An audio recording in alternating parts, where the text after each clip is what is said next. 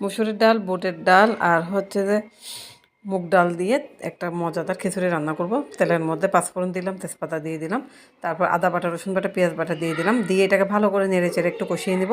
এটা কষানো হয়ে গেলে এখানে আমি ডালটা দিয়ে দেবো। ডালটা দিয়ে তেলের মধ্যে আর একটু কষিয়ে নেব, মশলা যেহেতু আছে। তারপর এখানে হলুদের গুঁড়া, মশলার গুঁড়া দিব, লবণ দিয়ে দিব, দিয়ে এটাকে একটু পানি দিয়ে আবার এটাকে কষিয়ে নিব যাতে কাঁচা গন্ধটা চলে যায়। আর আমি কোনো সবজি ব্যবহার করি না, এখানে আমি একটু মাংসের মশলা ব্যবহার করলাম। যেহেতু আমি খিচুড়ি রান্না করতেছি, এখান থেকে সুন্দর একটা ঘ্রাণ বের না হলে ভাল লাগবে না। তো এই তো কষানো হয়ে গেছে, এখন আমি এখানে চাউলটা দিয়ে দিলাম। চাউলটা দিয়ে এখানে পানি দিয়ে আমি এক দুটা কাঁচামরিচ দিয়ে দিব, দিয়ে প্রেসার কুকার ঢাকনা দিয়ে দিলাম। হয়ে গেল আমার খিচুড়ি।